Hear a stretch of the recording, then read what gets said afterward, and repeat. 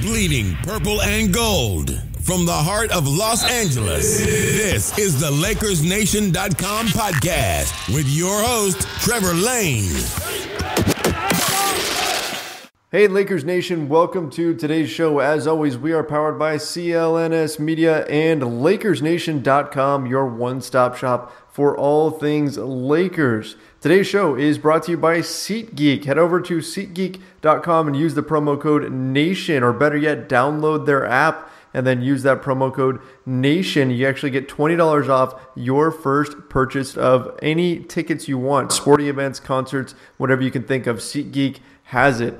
So for today's show, guys, we've got an exciting time right now. The Lakers are on a 4-game winning streak. This is the longest winning streak of the season. We also have the trade deadline coming up. The Lakers actually just made a new signing. All sorts of things going on. Brought in Hannah Kulik of LakersNation.com to help me break it all down. Hannah, how are you doing? I'm doing great. I'm so excited to be here and talk all things Lakers with you guys. Like you just said, Trevor, we have a lot to talk about. Yeah, I guess first let's start with the positives here. The Lakers are on a 4-game winning streak, coming off of a 9-game losing streak. Lost 9 in a row. Now they've won 4 in a row. What's been the difference? What has changed that has allowed them to win 4 games straight now? Well, obviously, Lonzo Ball coming back has been, the major factor. But also, when you look back, when we did a podcast together, I think back in November, and we looked at the December schedule for the Lakers, we knew it was going to be really difficult. I don't think we expected it to be, a 9-game losing streak. But, we knew it was definitely going to be a challenge. I mean, they were playing, teams like Cleveland and Golden State and Houston and just really all the top elite teams. So I don't think we were necessarily, expecting them to win all of those games. But obviously a 9-game losing streak is not something that we're ever excited about. But Lonzo Ball coming back has been a major factor. And I think it's been very interesting because I think Laker fans were taking him for granted a little bit. I think we were all kind of saying he was underperforming, even sometimes myself included. I'm going to hold myself accountable. But seeing him, go out and not play those games with the Lakers and seeing how much we really do depend on Lonzo, especially for, our offense to flow, I thought it was really interesting. And I think it gave me a whole new appreciation for Lonzo Ball. Yeah, I mean, we saw just how bad the Lakers offense looked without him. I mean, it was painful to watch. So it does kind of give you that appreciation because, he wasn't out there.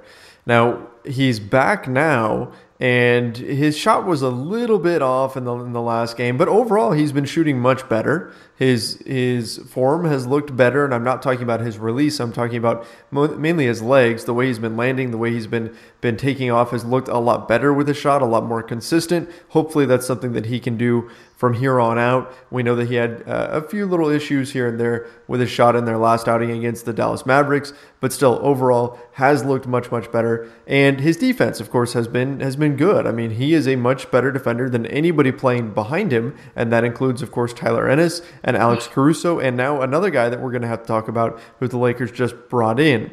So what is it about Lonzo defensively that has been able to sort of right the ship for the Lakers in that regard? Well, for Lonzo defensively, I think his main thing is just his size. He has a big size advantage over pretty much, most point guards he's going to go against. So I think his size has been, a major factor. Also, he just has a really high basketball IQ. We're seeing him get a few steals each game. He's just really able to read, the other team's offense. And I've always been impressed with him defensively. I was very, starting from the season, I know there were never any high expectations for him, but I've been extremely impressed with him the whole season defensively, honestly.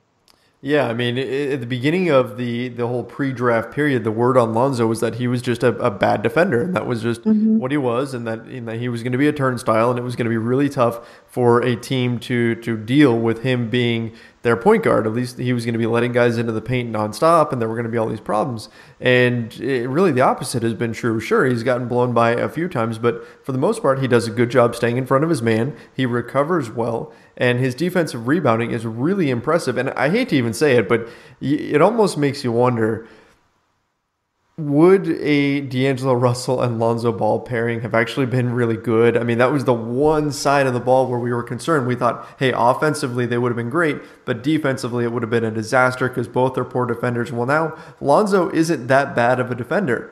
So, I mean, how good could that combo have actually been? Not to, rub salt in the wound or anything. Yeah, I'm kind of over talking about D'Angelo Russell. And I mean, honestly, look, I mean, he's hurt and he's missed, pretty a big part of this season. And, so he won't even be playing right now. So what does it matter? Right. Yeah, definitely. I mean, the injuries, maybe the Lakers knew that his knees were, a ticking time bomb or something like that. And so they ended up making the move, even knowing that Russell and Lonzo may have fit well together.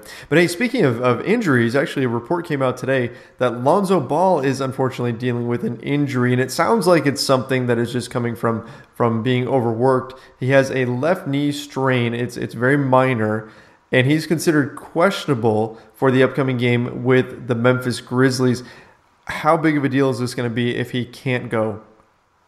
It's definitely going to be, very unfortunate, especially because the Lakers were just starting to kind of get their groove back. They were in a huge funk for their 9-game losing streak. We're just starting to kind of turn the tides with this, extremely exciting 4-game win streak, which is obviously their longest winning streak of the season. So just to have Lonzo go out is just going to be a major bummer to this team, especially because, I think the hardest part with this whole team has just been, the inconsistency, with whether you're talking about the lineups or you're talking about the injuries. And for a young team, consistency is honestly probably the most important thing. So whenever a guy, especially a major guy like Lonzo, goes out, it's just really frustrating.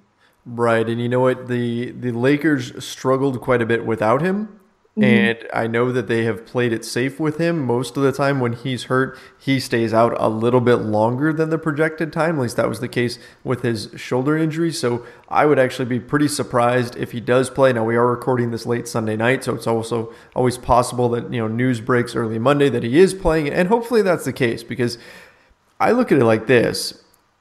A game against the Memphis Grizzlies have not been a good team this season. They did beat the Lakers the last time around, so the Lakers should be out for revenge here. But this is a winnable game. So this is the kind of game that you really don't want to see Lonzo out against.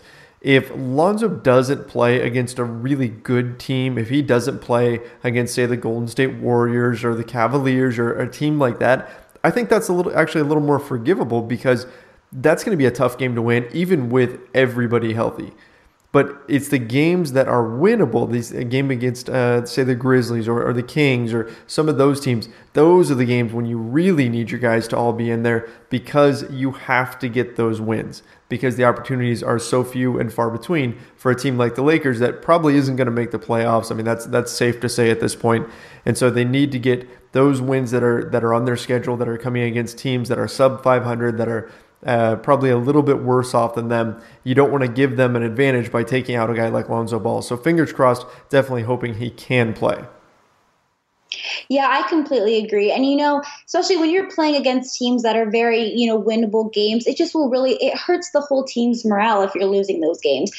That's why I think I even tweeted after the game in Atlanta, when we finally got our win and we broke our losing streak, that game was so important. In my opinion, it was probably honestly one of the most important games of the season, just in terms of like the team's morale moving forward. Because if we would have lost that game, obviously Atlanta has the worst record in the league. If we would have lost that, mentally, it just would have been extremely tough to get over that. And so that's why, I really hope Lonzo is able to play, because if we lose, a team like Memphis where we're able to win it, it would just kind of maybe set us back a little bit when we're on such a good path right now. Absolutely. Last time they played Memphis, we saw Tyreke Evans go off, and so hopefully the Lakers can kind of corral that. But Lonzo isn't even the only one on the injury report right now, because Brandon Ingram sprained his ankle against the Dallas Mavericks, which that Mavericks game went into overtime. So the Lakers players had to battle through that, and they did pick up the win. It was great to see. They executed down the stretch, but Brandon Ingram got hurt on a play where Devin Harris flopped, and then Brandon Ingram ended up stepping funny and sprained his ankle. And so he is also questionable. So it's possible that the Lakers could be without both Lonzo Ball and Brandon Ingram for this game against the Memphis Grizzlies. How important has Ingram been? Ingram has been, this whole month, he's been really good. And I've been really impressed with him, not only because his shot has obviously been going in, which has really helped. He's been playing much more consistently. He's been playing more. He's been playing smarter. And I've really been impressed with his assists lately. I know even early on in the game on Saturday against the Mavs, there was a point where he had, I think, like 4 points and like 5 assists, like super early on into the game. And that was something that I love to see Brandon Ingram sharing the ball, because that's kind of always with me his one thing, which obviously just comes with time and stuff. But a lot of times with Ingram, I would see him playing, one-on-one ball where he would get himself in these situations. And sometimes I would be like, all right, Ingram, I understand you want to be the main guy here, but sometimes you got to pass the ball. So seeing him really share the ball and kind of take on that leadership role has been really nice. So I hope Ingram's injury isn't too serious either, because again, that would just be a huge blow to this team right now. Yeah, he was just dropping dimes against the Dallas Mavericks. It was awesome to see him reading the defense the way he did. I know he hit Kyle Kuzma on a backdoor cut, and so it was so unfortunate that he went out in this game and he wasn't able to play the second half, because he was off to such a great start. Now, if Lonzo isn't able to go and Ingram isn't able to go, we can assume that if Ingram doesn't play, Josh Hart probably sees some more minutes on the wing. That's what we've seen Luke do in the past. And maybe a few more minutes for Corey Brewer. Lonzo is another story. We've seen Tyler Ennis out there. It hasn't been great. Alex Caruso has been okay. But there's a new guy that the Lakers just signed, and so we need to discuss him. But first, I need to talk about SeatGeek. Okay, now, buying tickets to sports and concerts can be really complicated and confusing, but there is actually a better way to buy, and that is with SeatGeek. SeatGeek is the smartest, easiest way to get tickets to every type of live event. Whether you're searching for a last-minute deal, planning a night out, or need to find the perfect gift, SeatGeek helps you find the best seats at the best prices, fully guaranteed. There's nothing quite like seeing your favorite team or a musician in person, and SeatGeek will get you closer to the action for a great value. I have the SeatGeek app on my phone. It's by far the easiest way I've found to shop for tickets. I can be anywhere, and with just a few taps, I can instantly find seats. I actually just used SeatGeek to buy tickets to a Anaheim Ducks game because my dad, his birthday's coming up, and he is a huge Ducks fan. Hopefully he isn't listening to this, so I'm not spoiling his birthday surprise. But I did get tickets to a Ducks game for him for his birthday. I have used SeatGeek in the past, which is awesome. Before SeatGeek was even a sponsor, they were my go-to for tickets. I used SeatGeek to get my wife tickets to see Justin Timberlake, who is coming around again, and I will probably use SeatGeek to get her those tickets once again because it's so easy to use and it's really easy to see the value. That's what I really love about SeatGeek is they show you right there in their app whether or not you are getting a good deal. They're designed to make your ticket buying experience easier than ever. They save you time and money by searching multiple ticket sites to compare prices and find amazing deals. So they do all that searching for you. And to get you the most bang for your buck, they grade every ticket based on value, as I said, to help you immediately identify the best seats that are going to fit your budget. Every purchase is fully guaranteed, so you can shop with confidence. Guys, make SeatGeek your go-to app for finding the best deals on every type of ticket, from sports and concerts to comedy and theater. Best of all, because you're listening to the Lakers Nation podcast, you get $20 off your first SeatGeek purchase. All you got to do is download the SeatGeek app and enter the promo code NATION. Okay, as in Lakers Nation, just enter that promo code NATION and you get $20 off your first SeatGeek purchase. Definitely go check them out. Get that SeatGeek app. All right, Hannah. So the Lakers actually just signed somebody. We know, we talked about this the other day. They waived Vanderblue. Vanderblue was waived. He was on a two-way contract. And it looked like for a while they were going to bring in Jamil Wilson. That didn't end up happening. Instead, they have brought in Gary Payton II, the son of Hall of Fame point guard Gary Payton, and he is coming out of Oregon State. He went undrafted in 2016.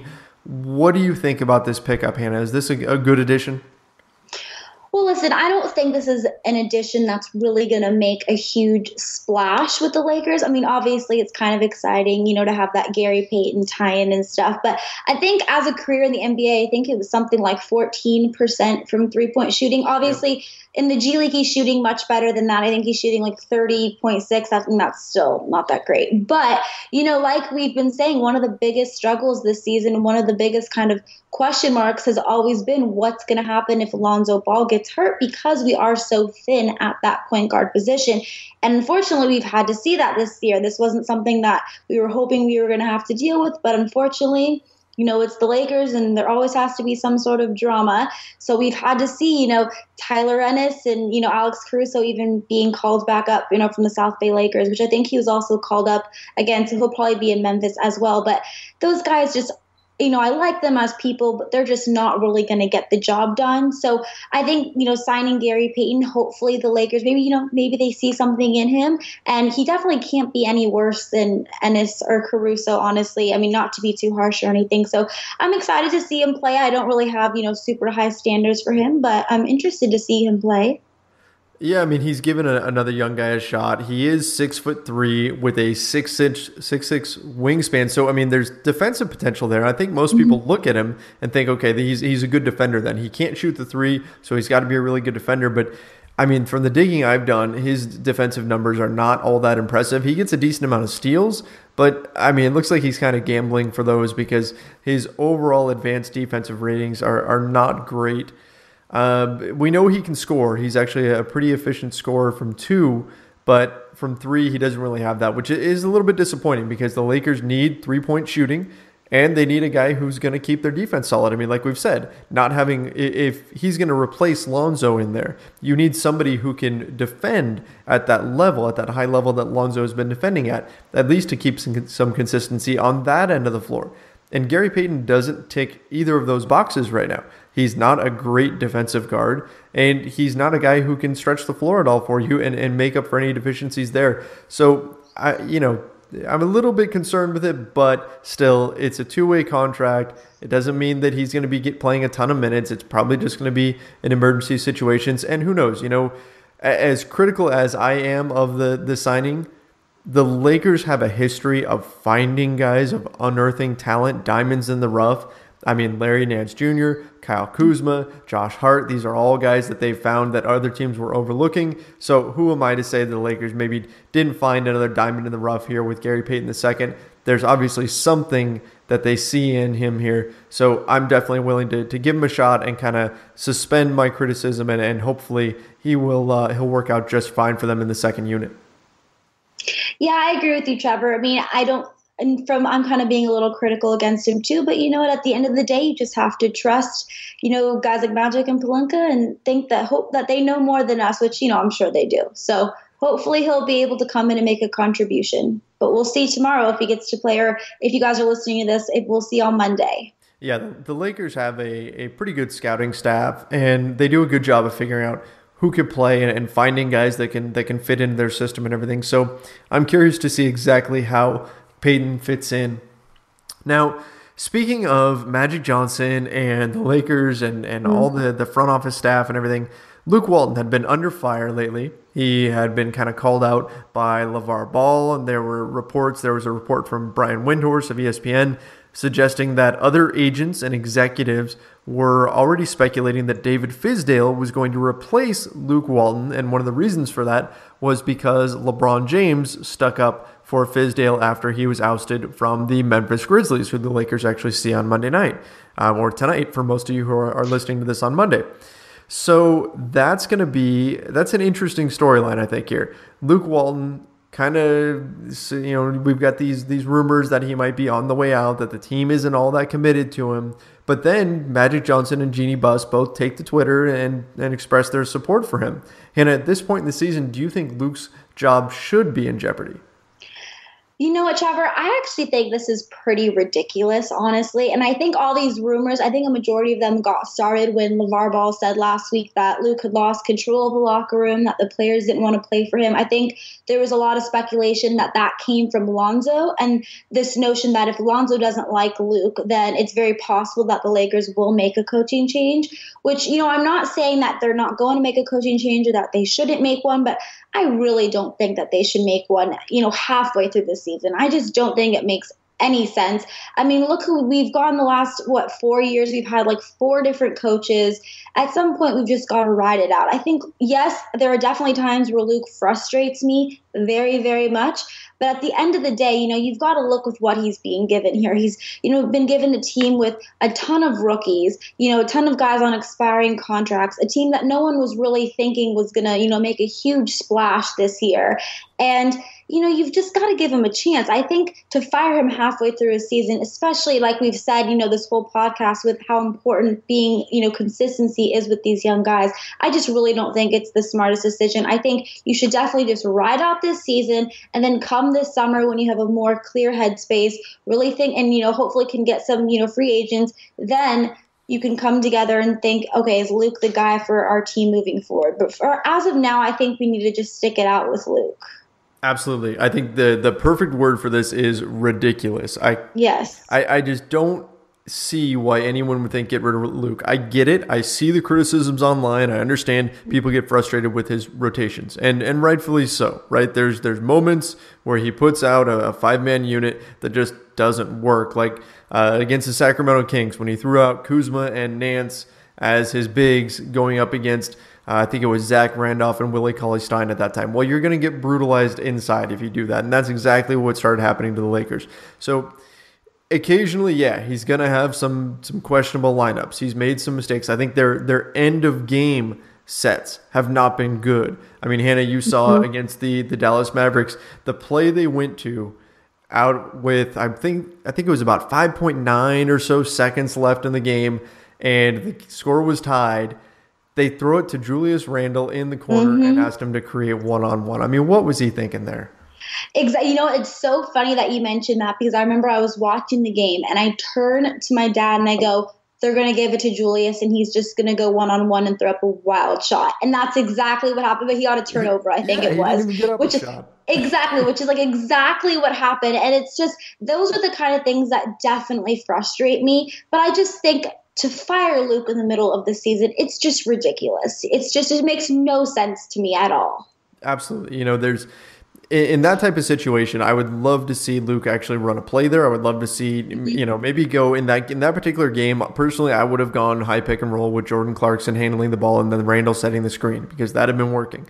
But that's just me. That's what I would have gone with. I appreciate that he was giving Randle a chance to create and get a game winner in his hometown and all that. But aside from that stuff, think about everything that we have to consider about Luke Walton and his situation with the Lakers that suggests that there's no reason for them to get rid of him. I mean, first of all, he has 3 years and $15 million left on his contract. I know fans point to it. They say, hey, that doesn't affect the salary cap, so who cares? I think the Lakers care, right? I mean, yes, this team prints money, but $15 million is still $15 million, and they are paying him that no matter what. You don't want to pay him that to sit at home. And on top of all that, Magic Johnson, before the season began, said, I want to see 2 things out of this team, 2 things in order to get free agents. And he said those 2 things were defend. This team needs to get better defensively. They need to get stops, and they need to get out and run. Guess what? The Lakers are first in pace. They're running fast breaking more than any other team in the league. In fact, you can see it. Teams' defensive schemes when they play the Lakers is to not crash the offensive boards and instead send everybody back on defense, because the Lakers are coming at you. They're going to be running up and down the floor. And the defensive side, they were top 10 in defense for a while. They were even top 5 in defense at one point. They've slipped a little bit. Last I looked, they were sitting at 13. Guess where they were last year? Dead last.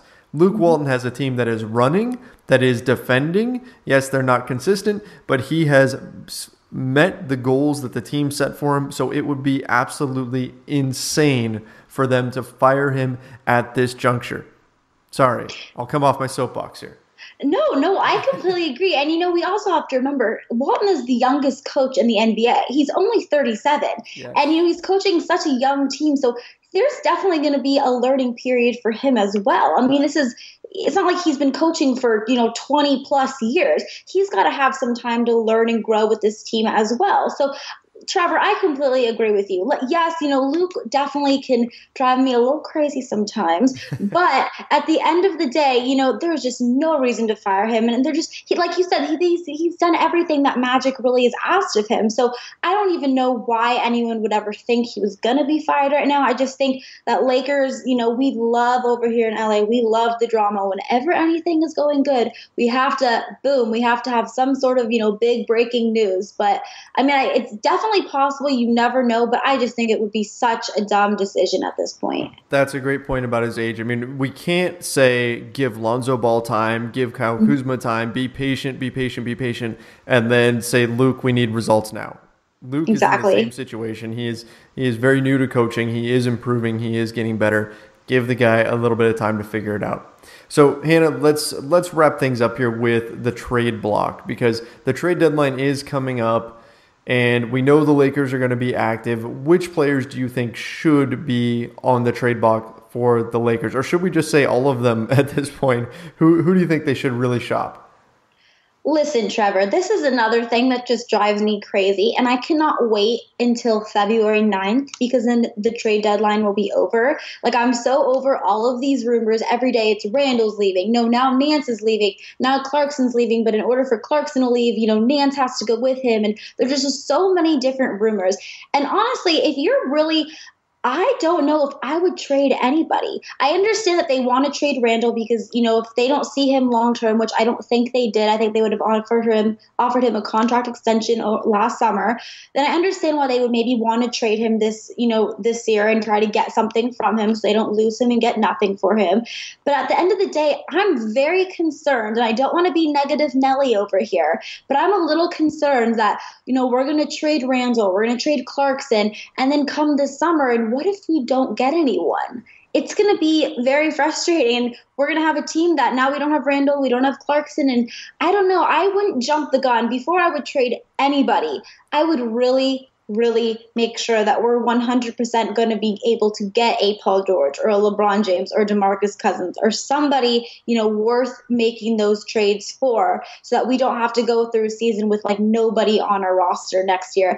Honestly, if it were up to me, I would probably trade guys like maybe KCP and Lopez, only because we all know that we don't have any plans to have them stick around. And I think other teams, like playoff teams, would be interested in getting guys like KCP and Lopez because, they could use their skill set come playoffs, and they're both on expiring contracts. But in terms of, Randle and Nance and Clarkson, I would really make sure before we make any of those trades that we have it almost, set in stone. I know that's not really possible, that we're going to be able to get Paul George or LeBron or DeMarcus Cousins or some big name free agent this summer. Yeah, see, personally, I think that Lopez could potentially be a long-term piece. It depends on how much he's asking for next summer. I mean, that would be something that Rob Pelinka would have to figure out with his agent. And I mean, this is where Rob Pelinka, being an agent in years past, is going to come into play, because I think this can be a big benefit for the Lakers. He needs to back channel like crazy.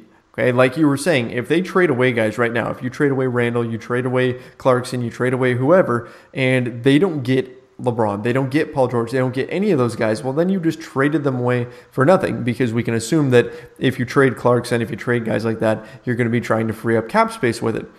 And so this is where Rob Pelinka needs to get on the phone or not get on the phone, maybe go through other sources and things like that, back channel, and hopefully not get caught doing any of this stuff, right? Not like with the whole Paul George issue from before, but he needs to find out, hey, is Paul George realistically going to come? Is this going to be an option? How about DeMarcus Cousins? How about LeBron James? How likely is this to happen? And of course, they probably aren't going to tell him yes 100% or anything like that, but he needs to have a good feel for what's going to happen and a backup plan. And I'm not suggesting that he doesn't, because he probably does, but I think the Lakers' actions here at the trade deadline and early on in the summer are going to be pretty telling about what they feel is going to happen in free agency, because you're right. If they get rid of everybody now at the trade deadline, they're in for a long home stretch of the season where they're going to be short on players, they're going to be short on talent, and it's going to get ugly pretty quick.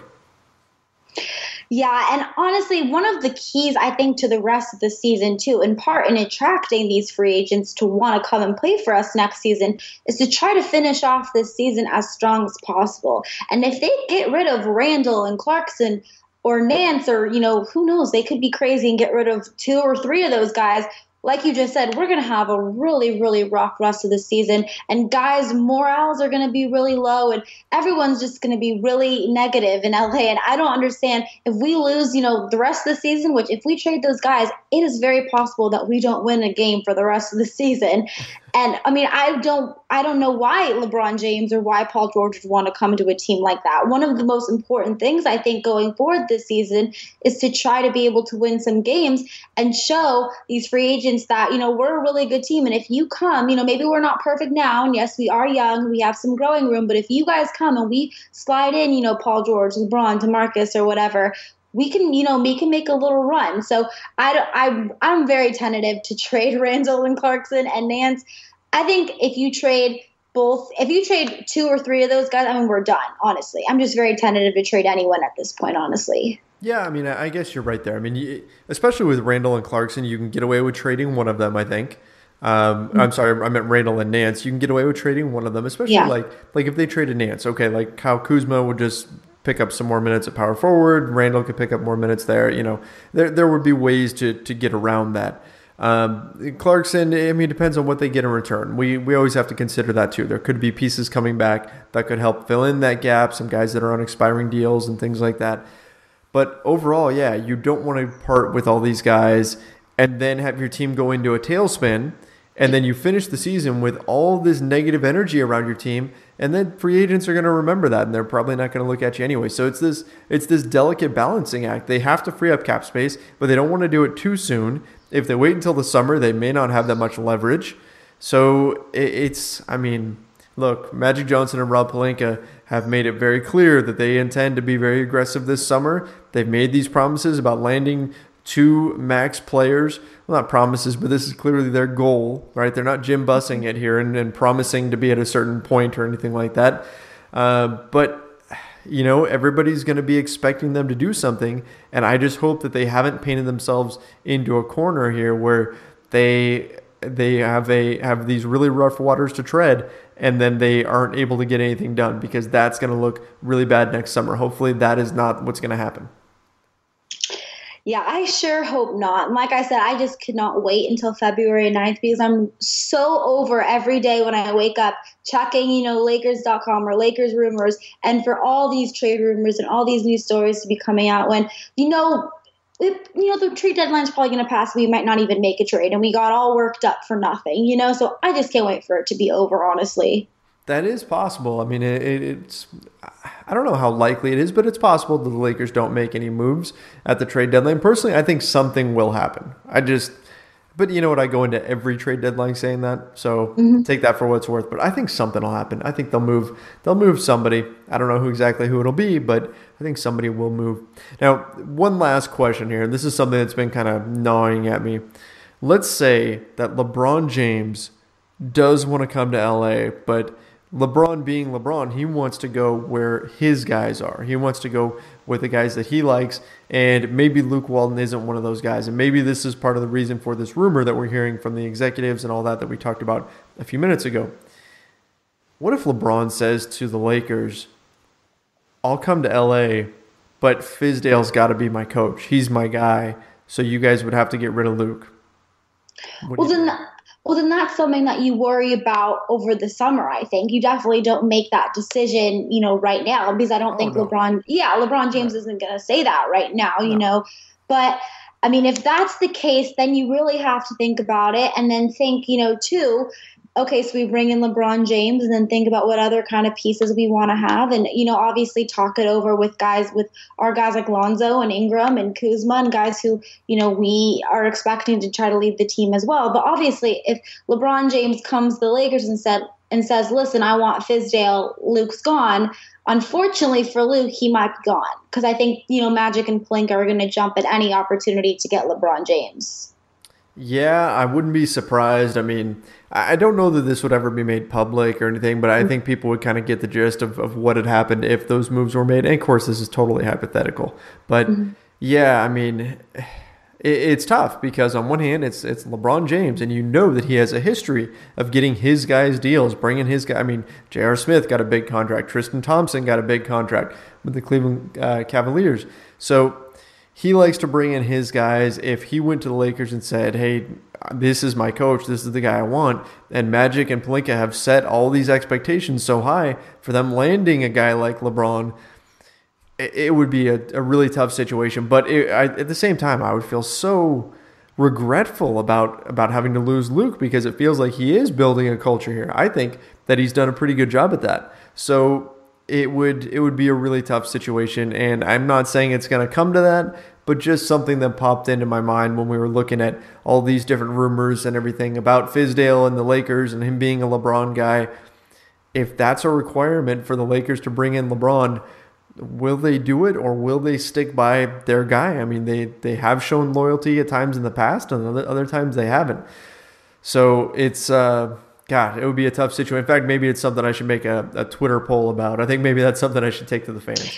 Yeah, you should. I love these Twitter polls. I've been doing them about everything. I'm like, what should I have for breakfast, guys? And they tell me what to have. I love the Twitter polls. But, I mean, honestly, I know the Lakers, do try to remain loyal. But I think it's been so long since we've been able to get a star. And if LeBron James came to them and said, listen, I will come to LA 150% if you hire Fizdale, I think, unfortunately, Luke would be gone, which would be very unfortunate, too, because, I mean, I'm sure you remember this, Trevor, obviously, but everyone was so excited when we hired Luke a couple summers ago or whatever. Everyone was so excited. So it would just be kind of like a huge letdown. But, he's supposed to be our coach for the future and, the next Phil Jackson or whatever for the Lakers. But Warriors 2.0 when you bring in Luke. Exactly. So it would definitely be very disappointing. But I think Magic and Pelinka are going to, there are no barriers. If they can get LeBron James, they're going to do whatever they have to do.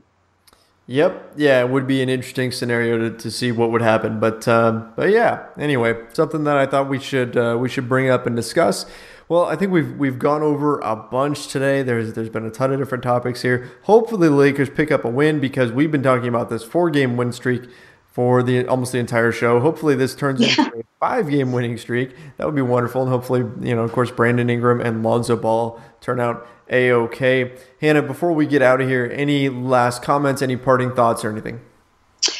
What you just said, Trevor, I really hope that we're able to get the win tomorrow. And if not tomorrow, but then we play OKC on Wednesday. So I really hope we're able to get the win tomorrow. Like you said, it's a winnable game. Hopefully Lonzo and Ingram are okay and are able to play.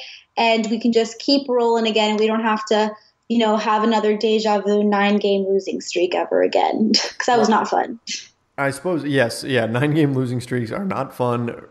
Definitely. That was awful. But I suppose we should remind everybody that tomorrow's game, or actually this will be today, assuming most of you are listening to this podcast on Monday, because it is Martin Luther King Day, this game is actually an early game. It's going to be on at 2:30 in the afternoon. So check it out. Yeah, it's airing on TNT. So just a little public service announcement there for everybody expecting the Lakers to be playing later in the evening like usual. This is actually an afternoon game. I'm kind of excited that I'll get to check it out, check out an afternoon game. And just a reminder, it's going to be on at 2:30, so don't miss it. Yeah, you don't have to wait till 7:30 to see the Lakers get their 5th straight win, so it'll be exciting. That's right. I like the optimism. All right. Well, that's going to about do it for today. Don't forget, guys, head over to SeatGeek. You download their app, again, the SeatGeek app, and then use that promo code NATION. Get $20 off your first ticket purchase. That's going to about wrap things up for me today. Please, guys, head over to iTunes, rate, review, and subscribe to this show. And, of course, go to LakersNation.com for all the latest breaking Lakers news. My name is Trevor Lane, and this has been the Lakers Nation Podcast.